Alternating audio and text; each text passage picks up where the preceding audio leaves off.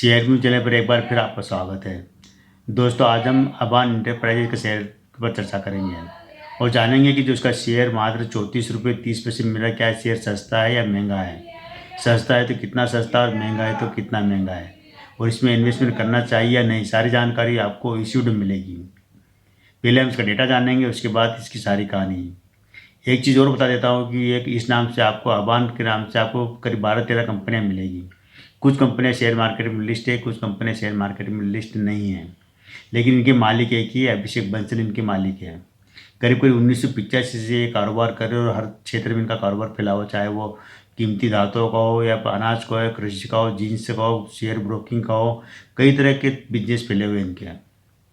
तो जिसकी हम बात करें जो अबान इंटरप्राइजेस की, इसकी जो पहले डेटा जान लेते हैं कि 34 रुपये 30 पैसे इसकी शेयर की प्राइस है। एक साल का हाई रहा है इसका 45 रुपये 40 पैसे का हाई रहा है, लो रहा है इसका 22 रुपये 28 पैसे का लो रहा है एक साल का। पूरे लाइफ टाइम का आप देखेंगे तो 60 रुपये 60 पैसे का हाई रहा है और लो रहा है मात्र 38 पैसे का इसका। ये जरूर ध्यान रखना। इस कंपनी की स्थापना हुई थी 1985 में। इसका पहला नाम था मात्र स्मृति प्राइवेट लिमिटेड, इस नाम से एक कंपनी थी जो कि ट्रेडिंग का बिजनेस करती थी। मात्र स्मृति ट्रेडर्स लिमिटेड। बाद में इस कंपनी का अधिग्रहण कर लिया अभिषेक बंसल ने कर लिया और 2015 में इसका नाम बदल कर इन्होंने कर दिया अबांस इंटरप्राइजेस। ये नाम, इसी नाम से कंपनी जानी जाती है। यहाँ पर देखेंगे इसके जो बुक वैल्यू शेयर की 26 रुपये 60 पैसे की बुक वैल्यू है। तभी आपको बुक वैल्यू से थोड़ा सा आपको महंगा मिला, ज़्यादा महंगा नहीं है। करीब करीब कह सकते हैं कि 26 रुपये और 34 रुपये, 10 रुपये का अंतर है इसके अंदर, ज़्यादा अंतर नहीं है।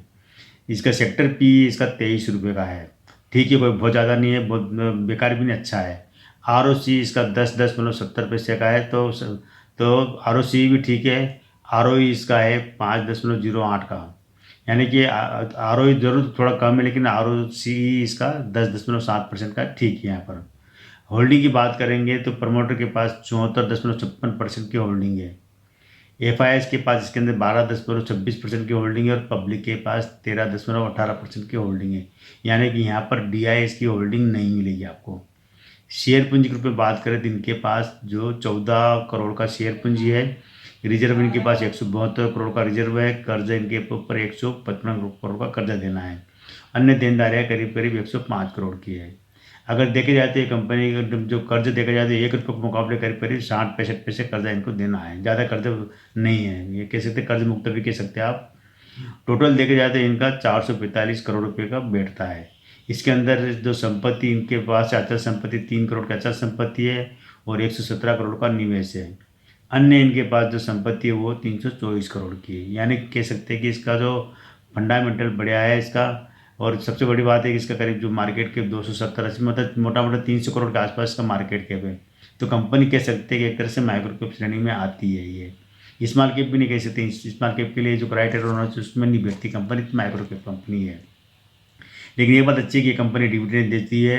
अपने जो 2022 तक इन्होंने डिविडेंड दिया, लेकिन 10-10% डिविडेंड इन्होंने दिया है। बोनस भी कंपनी दे चुकी है, 2013 में दिया था, 1 पर 1 शेयर का बोनस दिया है और 2016 में 1 शेयर पर 7 शेयर का फिर बोनस दिया है। ये शेयर स्प्लिट भी हो चुका है, जो कि अभी 2024 में स्प्लिट हुआ था। ये हर 10 शेयर रुपये को फेस वैल्यू को 2 रुपये का, यानी कि 1 शेयर के 5 शेयर बन चुके हैं। अगर इसी हिसाब से अगर कैलकुलेट आप करते हैं, अगर इसका बोनस से आप कैलकुलेट करते हैं कि जो 1 शेयर के पहले 5 बन गए, तो 5 से अगर मल्टीप्लाई करते हैं 34 रुपये को, तो वो करीब करीब बैठता है करीब 170-75 रुपये के आसपास बैठता है।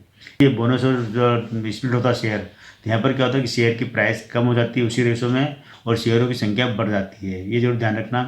तो कई कंपनियां इनकी साथ में काम करती, कुछ कंपनियां अलग हुई, कुछ कंपनियां साथ में, तो इस तरह से इनकी करीब करीब 12-13 कंपनियां मार्केट में है। मतलब लिस्ट नहीं है, लिस्ट तो कम है, लेकिन 12-13 कंपनियां टोटल इनकी है।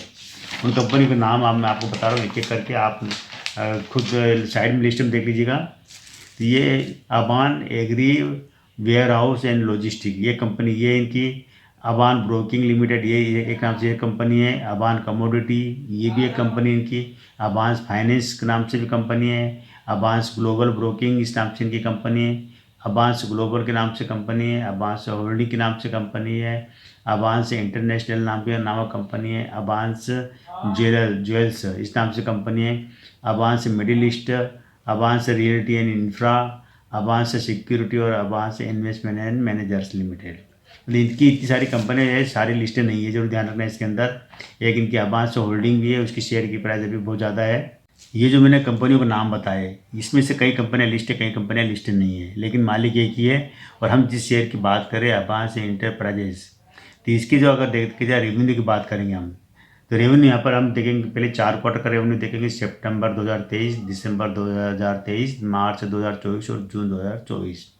तो सितंबर 2023 में इनको 437 करोड़ 41 लाख का रेवेन्यू आया था। खर्चा हुआ इनका 432 करोड़ 99 लाख का खर्चा हुआ, और 2 करोड़ 32 लाख रुपए इनको नेट प्रॉफिट हुआ, सारे टैक्स वगैरह काट कुटाकर। दिसंबर 2023 में 488 करोड़ 8 लाख का रेवेन्यू आया इनको, और खर्चा हुआ 475 करोड़ 95 लाख का खर्चा हुआ। नेट प्रॉफिट इनको हुआ है 5 करोड़ 37 लाख का प्रॉफिट हुआ इनको दिसंबर 2023 में। मार्च 2024 में 565 करोड़ 61 लाख रुपए का रेवेन्यू आया, 557 करोड़ 90 लाख रुपए खर्च हुए, और 1 करोड़ 52 लाख रुपए का घाटा गया। मार्च 2024 में इनको घाटे में रही कंपनी, जरूर ध्यान रखना। जून 2024 में 257 करोड़ का रेवेन्यू है, यहाँ पर रेवेन्यू ज़बरदस्त आधा रेवेन्यू हो गया है, और मतलब 257 करोड़ 22 लाख का। आप मार्च में देखिए 565 करोड़ 61 लाख का था, तो आधा से भी कम हो गया रेवेन्यू।